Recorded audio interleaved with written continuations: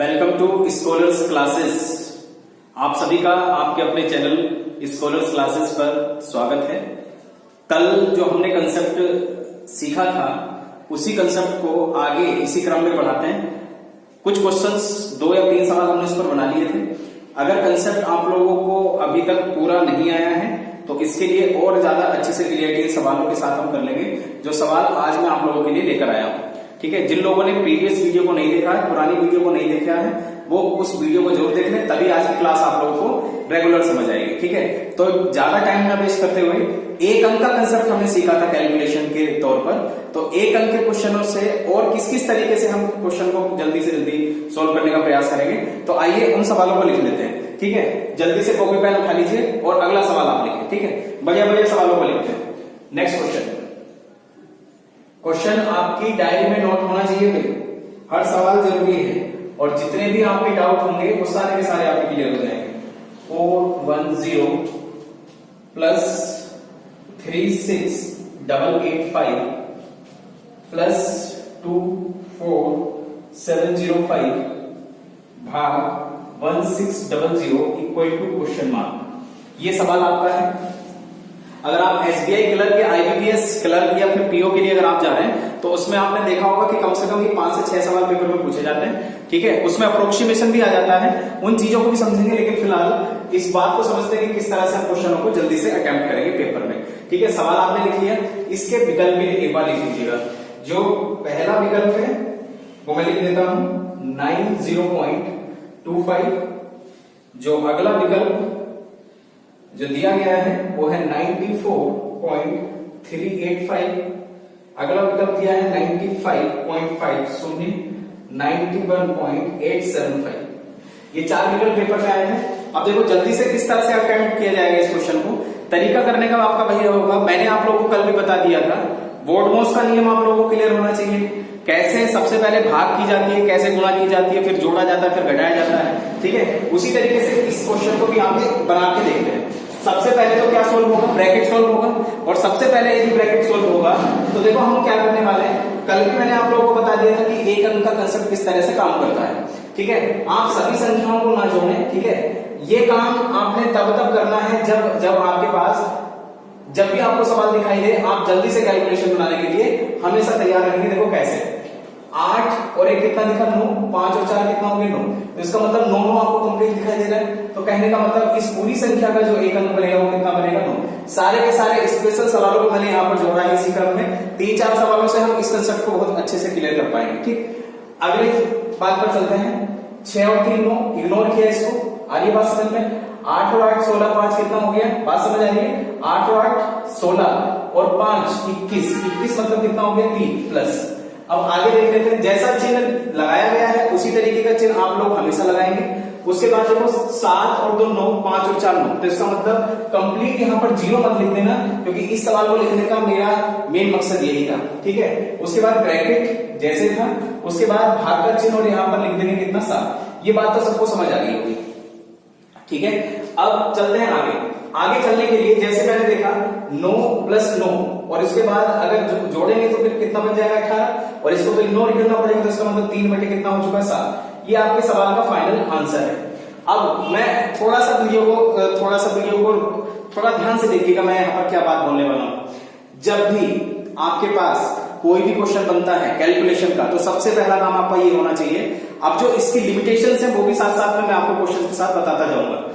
सबसे पहला काम आपका ये नहीं होना चाहिए पेपर में कि आप इसका एक अंक बनाएं। इस तरह से काम नहीं करेंगे आप। पहली बात तो ये, सबसे पहला काम आपका ये होना चाहिए कि सबसे पहले ऑप्शनों के एक अंक बनाएं। ठीक है, ऑप्शनों के एक अंक बनाएं। जैसे इसका एक अंक बनाएंगे तो देखो पॉइंट से आपको कोई मतलब नहीं होना चाहिए। 5 और 2 कितना हो गया 7, 9 को भूल गए थे हम, कल की वीडियो में आपने इसी चीज को देखा था। इस 9 को भी भूल गए हम लोग। 5 और 4 9, 8 और 3 11, 11 मतलब कितना 2, क्योंकि 11 को आगे 11 को आगे जोड़ोगे तो 1 प्लस 1 कितना हो जाएगा 2। उसी तरीके से देखें, देखो ये कितना हो चुका है 1, क्योंकि 5 प्लस 5 कितना होता है 10, 10 मतलब 1। 9 8 प्लस 1 7 5 12, 12 मतलब कितना 3। अब इस बात को समझिएगा, अगर प्रत्येक ऑप्शन में सबका एक अंक अलग अलग है तब आप जल्दी से ये काम कर दें कि जो भी क्वेश्चन लिखा गया है उसका आप एक अंक बना लें।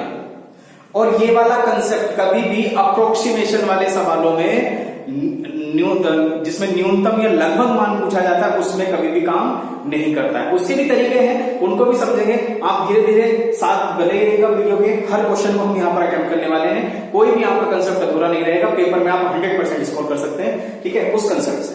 चलिए, तो ये बात तो सबको समझ आ गई, सबके एक अंक अलग, तो इसका मतलब मुझे कैलकुलेशन अब कर लेनी चाहिए थी। वो कैलकुलेशन मैंने पहले कर रखी है। तो करने के बाद आप क्या करेंगे, मैंने कल भी आप लोगों को बता दिया था, इसको अगर सॉल्व करना है तो इसका मतलब नीचे से क्या बनाना पड़ेगा, 1, और 1 बनाने के लिए किससे मल्टीप्लाई किया जाता है, 4 से। याद करो कल की क्लास, 700 कितना हो चुका है, 28, और ऊपर कितना हो चुका है, 4 दिया 12, 12 मतलब कितना हो गया, 3 और 8 और 2 कितना हो गया, 10, 10 मतलब 1। आपके सवाल का उत्तर कितना आना चाहिए, 3। आपके सवाल का उत्तर कितना आना चाहिए, 3। अब एक बार देख लीजिए कौन सा आंसर है, ऑप्शन कौन सा हो चुका है, डी। ये आपके सवाल का डेफिनेटली आंसर होगा। अगर कोई भी दिक्कत इस क्वेश्चन में आप लोगों को दिखाई दे रही है, ठीक है, वीडियो को एक बार दोबारा से देख लीजिएगा, जो बातें मैंने आप लोगों को बता दी, ठीक है। चलिए अगले सवाल की ओर चलते हैं। दूसरा सवाल मैं आप लोगों के लिए लगा देता हूं, उस सवाल को भी आप साथ साथ में नोट कर लेना। हर क्वेश्चन मजेदार है। चलिए अगले सवाल को देखते हैं। अगला सवाल क्या रहने वाला है, देखते हैं। बहुत अच्छे अच्छे सवाल हैं, लिखिए जरा। 4, 5, 6, इसमें भी देखो नई बात सीखेंगे भाई हम लोग। तो हर क्वेश्चन में नई चीज सीखनी है हमें, और 3-4 क्वेश्चनों के बाद मैं आप लोगों को सारी चीजें क्लियर कर दूंगा। तो इसलिए हर क्वेश्चन को लिखना जरूरी है। मैं चाहता तो पहले भी सवाल लिख सकता था, लेकिन प्रत्येक सवाल को लिखना, उसके बाद सारी चीजें एडजस्ट करना आप लोगों को भी आना चाहिए। तो आप सवाल लिखते जाइएगा और प्रत्येक चीजों को हम समझेंगे। 24 multiply 38 minus 958 plus 364 equal to कितना, क्वेश्चन मार्क। इसके क्या क्या विकल्प दिए, 112, 154, 128, 136, 118। देखो 5 विकल्प दिए गए हैं। इसका मतलब बैंक में पूछा गया सवाल है। आजकल बैंक के पेपर में ही 5-5 ऑप्शन दे करके पूछे जाते हैं, ठीक है।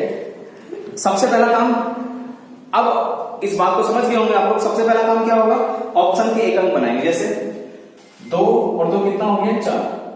इसका कितना हो गया, 1। जल्दी से कैसे देखा, 5 और 4 9 को भूल गए, बाकी जो बचा 8 और 1 9 2, 6 3 9 1, और यहां से देखा तो कितना, 1।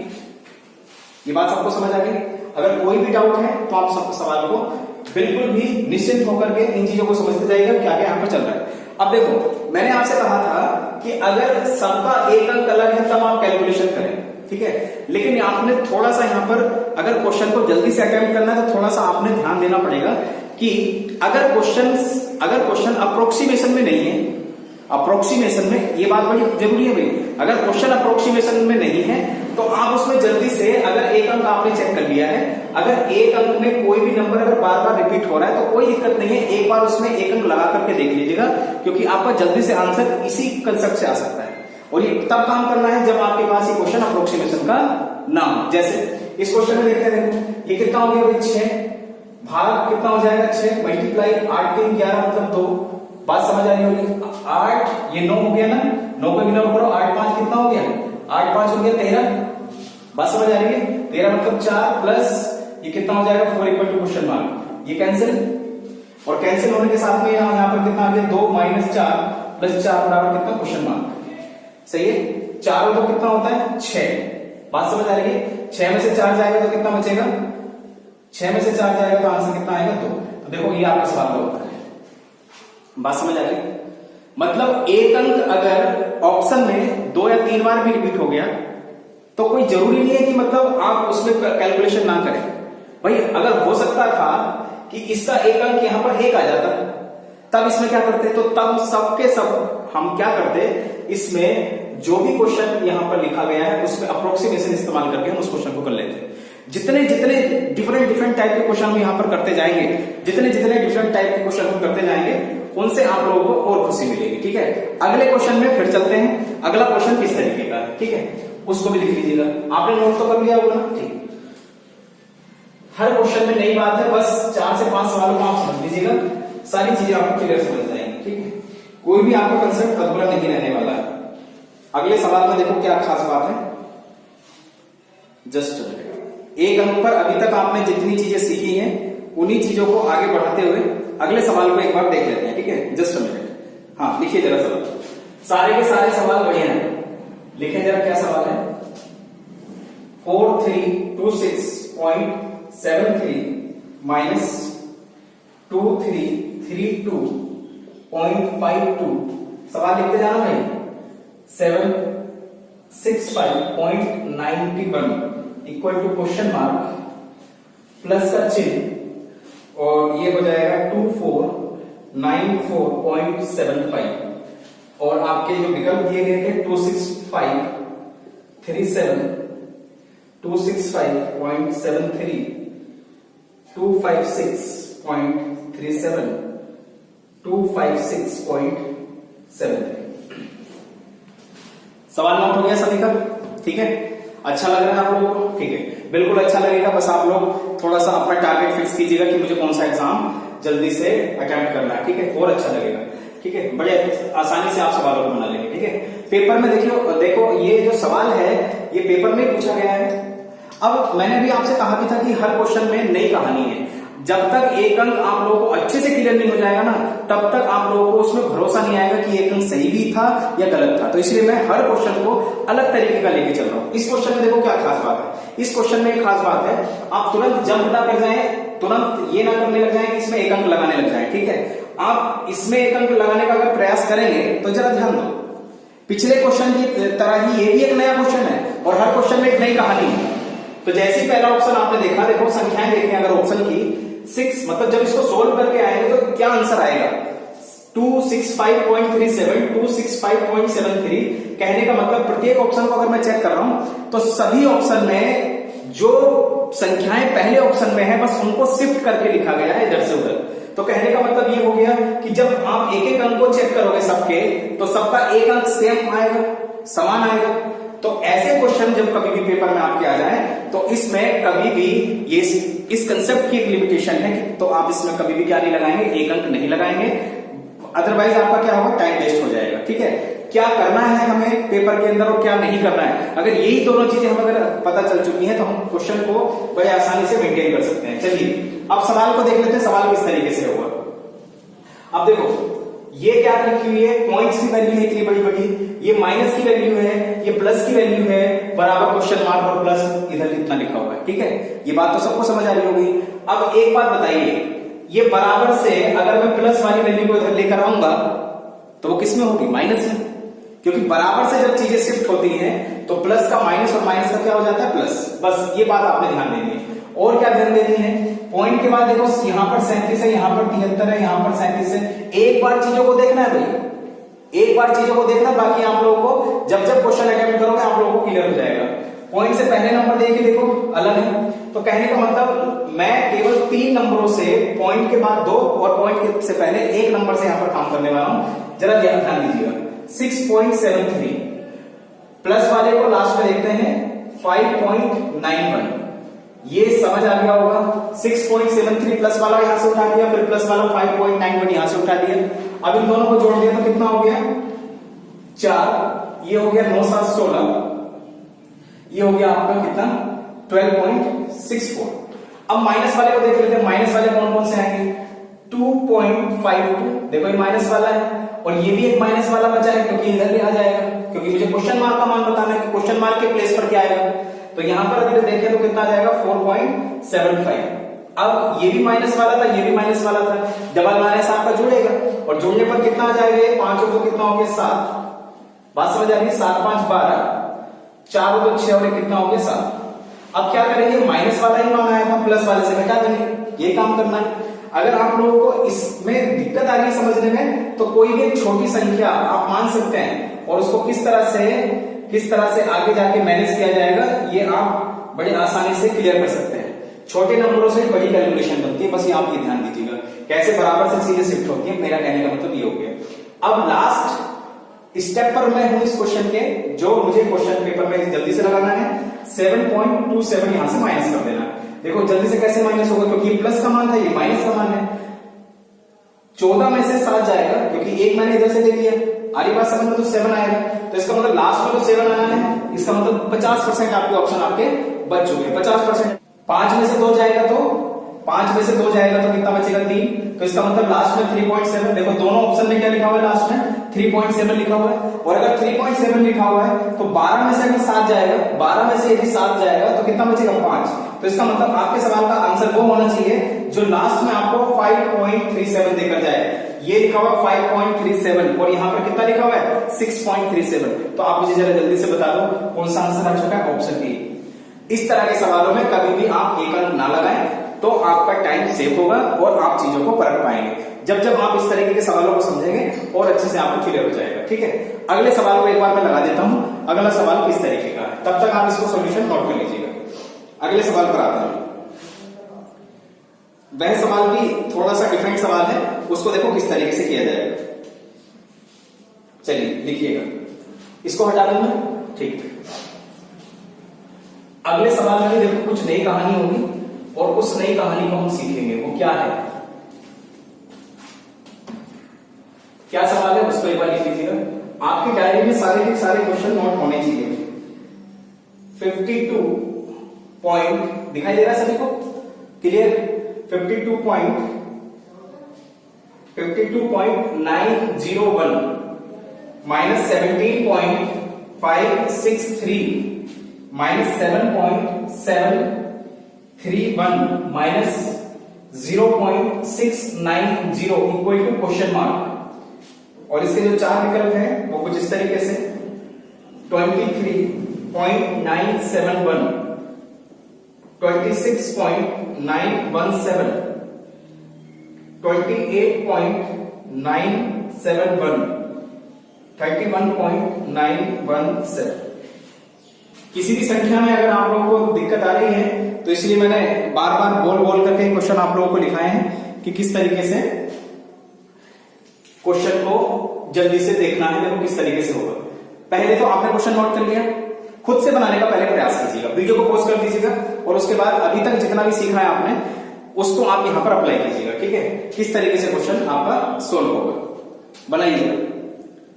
चलिए अब मैं आप लोगों को बता देता हूं किस तरह से सॉल्व होगा। तरीका आपका सेम रहेगा।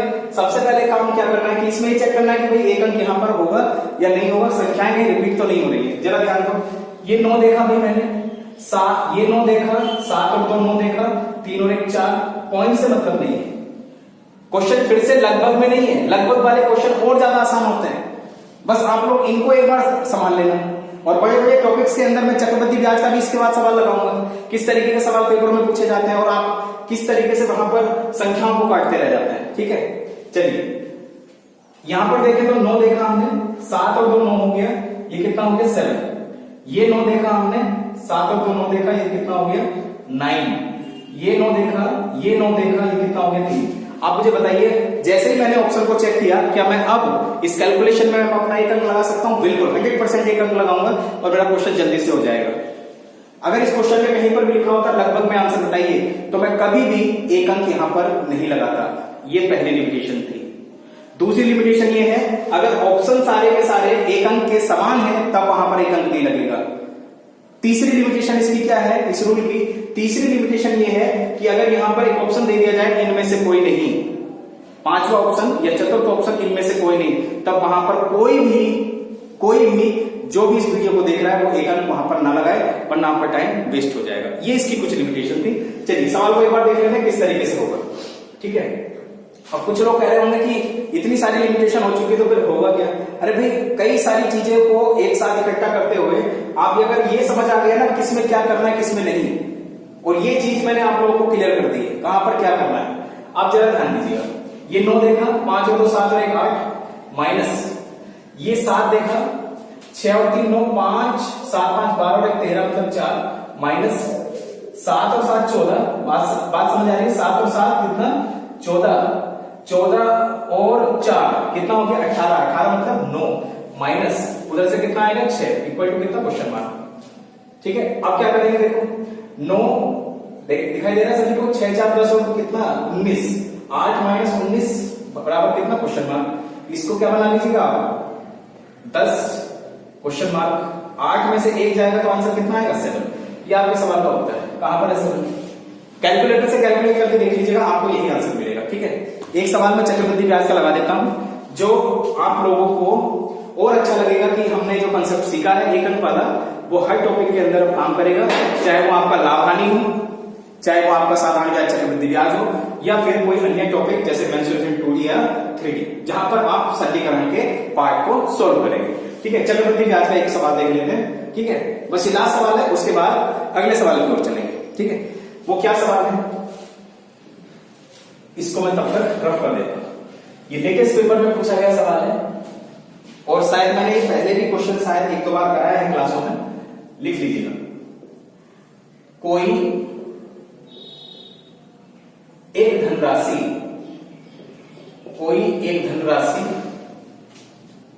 6% वार्षिक चक्रवृद्धि ब्याज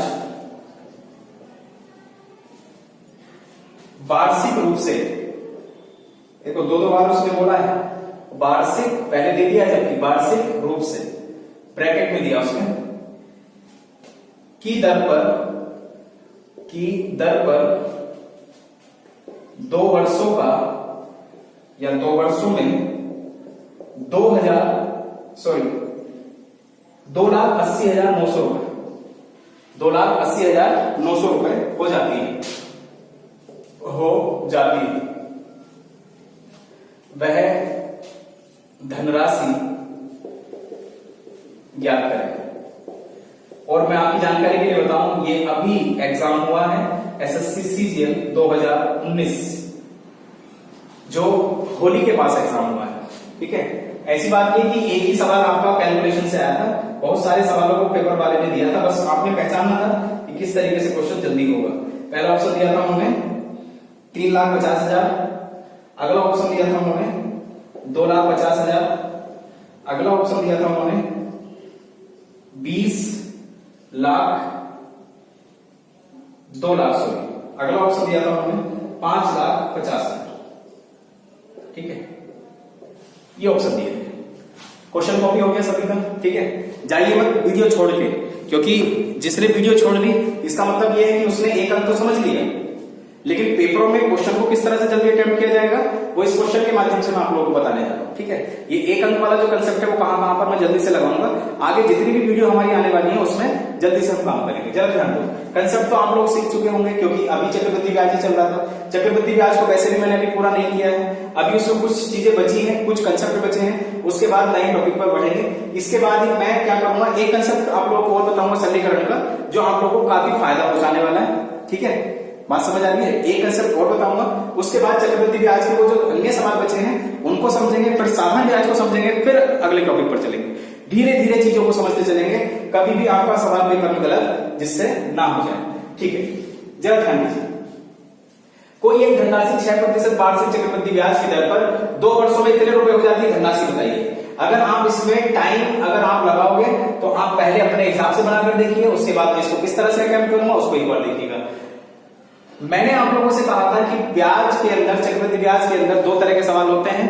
एक तो वो होता है जिसमें पैसा दिया जाता है मूलधन, जिसको प्रिंसिपल बोला जाता है, और एक वो क्वेश्चन होता है जिसमें प्रिंसिपल आपका छुपाया जाता है, मतलब मूलधन छुपाया जाता है। तो ये सवाल मूलधन छुपाने वाला है, और इस क्वेश्चन को जल्दी से अटेम्प्ट करने का जो तरीका होगा, 2 साल का सवाल है। तो मैंने कल भी बताया था आपको लास्ट वीडियो में, आप जो भी ब्याज दर दे रखी है आप उसको सबसे पहले लिखें। ये करने का सबसे आसान तरीका होता है। ब्याज दर कितना है, 6%। बात समझ आ रही है, ब्याज दर 6% हो चुका है, समय कितने का है, समय हो चुका है 2 वर्षों का, 2 वर्षों का। आप इसको किस तरह से लिखेंगे, 6% का मतलब यही लिख सकता हूं मैं 6/100। ये बात सबको समझ आ रही है। तो मैं कितना लिखूंगा, अगर मेरे पास 100 रुपया बैंक में है तो इसका मतलब ये मिलने वाला है मुझे 6 रुपया, 6 रुपया, और 6 रुपए का 6% अगर मैं निकालूंगा तो कितना हो जाएगा, 6 रुपए का 6% हो जाएगा 0.36। अगर किसी को कोई डाउट है इस स्ट्रक्चर में तो पुरानी वीडियो को देख लीजिएगा, आप लोगों को तभी जाकर के इस चीजें समझ आएंगे कि किस तरह से ये वैल्यू आ रही है। क्योंकि 100 रुपए का 6% कितना होता है, 6 रुपया पहले साल मिलेगा, दूसरे साल आपको कितना दिया जाएगा, मात्र 6 रुपया, क्योंकि ब्याज दर कितनी चल रही है, 6%। फिर ब्याज पर दिया जाने वाला ब्याज ही चक्रवृद्धि ब्याज है, तो 6 रुपए का 6% निकाला तो कितना, 0.36। ठीक है, अब मैं अपनी धनराशि को यदि देखता हूं, सबको दिखाई दे रहा है यहां तक, अगर धनराशि को मैं अपनी देखूं तो जरा ध्यान दो, धनराशि मेरी हो रही है 100, 112, तो यहां पर लिख देता हूं 112 दशमलव कितना 36। पेपर वाले ने कितनी दे रखी है 280900। ये बात आप लोगों को क्लियर समझ आ रही होगी, ठीक है। क्या पूछा सवाल वाले ने, धनराशि, जबकि हमारे हिसाब से जो धनराशि है वो हमने मान रखी थी कितनी 100 रुपए। 100 रुपए की मल्टीप्लाई हम यहां से रिलेशन बना रहे हैं इस तरीके से 1.2.36। बात समझ आ रही है। अब जरा ध्यान दीजिएगा, यहां से कितना हो जाने वाला है, एक अंक इस्तेमाल करेंगे हम लोग, 6 और 3 9, 2 और 2 कितना हो जाएगा 4। ऊपर से देखें तो कितना बन गया 1। इसका मतलब 7 से मल्टीप्लाई करेंगे ऊपर, 7 से नीचे, तो आपके क्वेश्चन का आंसर 7 आएगा। ये सवाल का उत्तर था। आप किसी भी कंसेप्ट से, अन्य कंसेप्ट से या फिर फॉर्मूले से 1 + r/100 की पावर किया है उससे करके देखिएगा, आंसर यही आएगा, ठीक है। इसलिए इस एक अंक को बताना बड़ा जरूरी था। बड़ा प्यारा कंसेप्ट है, बस एक बार अगर आप लोगों के माइंड में सेट हो गया तो फिर कभी भी आप इससे नहीं घबराएंगे कि कहां पर लगना है कहां पर नहीं लगना है, ठीक है। अगले कंसेप्ट को पढ़ लेते हैं, वो होगा मल्टीप्लीकेशन वाला कंसेप्ट।